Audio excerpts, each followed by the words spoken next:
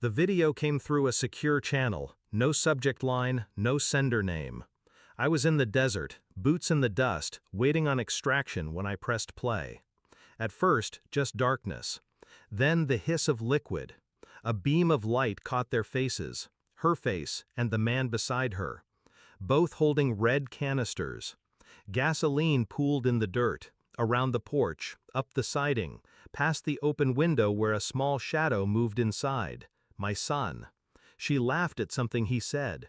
He lit the match. The flare burned too bright on the grainy screen. The image froze there, flames mid-bloom. The feed cut. My throat stayed still. My hands didn't shake. But something in me, something human, shut down in a single, clean motion. I booked the first flight out, and I didn't come alone. By the time I landed, the house was gone. Charred bones on blackened earth. My mother was alive, barely. My son had been pulled out by a neighbor who'd smelled the smoke. She hadn't asked for me. She hadn't even asked for them. She just lay in that hospital bed with her oxygen mask, eyes fixed on a corner of the room no one else could see. The sheriff met me outside. "It's under investigation," he said. His words smelled of cheap coffee and politics. "But there's no evidence tying anyone to—" I didn't bother to finish the sentence for him. He wouldn't say, "my wife." He wouldn't say, "his nephew." When I saw her, she hugged me like a wife who'd been waiting, said all the right things, asked all the right questions. Too fast. Too precise. The smell of gasoline was gone from her hair, but I could still see it in my mind. The way she'd smiled. I smiled back. I didn't ask where she'd been that night. Not yet. I started with the small things, a list of her movements, purchases, phone calls.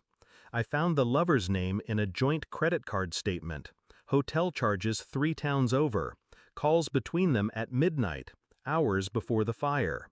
The neighbor who'd pulled my son from the flames remembered a truck idling at the end of the road, described a license plate I already knew. I said nothing, made dinner, slept in our bed, watched her sleep, wondering if she dreamed of the fire. When I was away, I'd been a soldier. Now I was something else, quiet, patient, studying the terrain. I reached out to an old contact in forensics. He got me stills from traffic cameras. Her car, his truck, both heading toward my mother's road an hour before the blaze.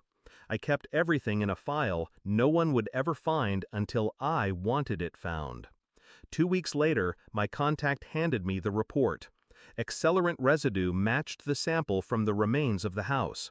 Both vehicles caught on camera. Witness statements placing them together that night.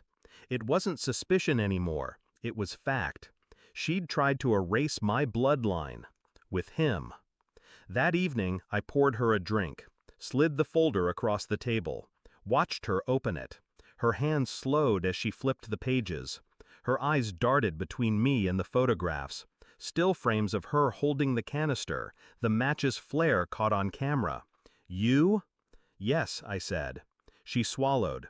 No denial, just the quick flicker of someone calculating exit routes that no longer existed. "I've sent copies," I told her, "to the state fire marshal, to the insurance board, to your parents." She set the glass down. "We can—" "No." I leaned in, voice low enough to disappear in the hum of the fridge. "You won't see my son again. You won't speak his name. And when they come for you, you'll understand why I didn't call the police myself." She stared, searching for the man she'd known. He wasn't there. I told her I'd sent one more copy, to her lover's enemies. Men whose debts he'd run from. Men who'd burn more than a house to collect. Her breath caught. Not fear for him, fear for herself. Good. I stood, left her at the table with the file still open, her future bleeding out in black and white. My son sleeps down the hall now. He doesn't wake when the floor creaks, doesn't flinch when the wind rattles the windows. Not yet. The sheriff hasn't called, but the news did. A man matching the lover's description was found in a burned-out car 2 counties away.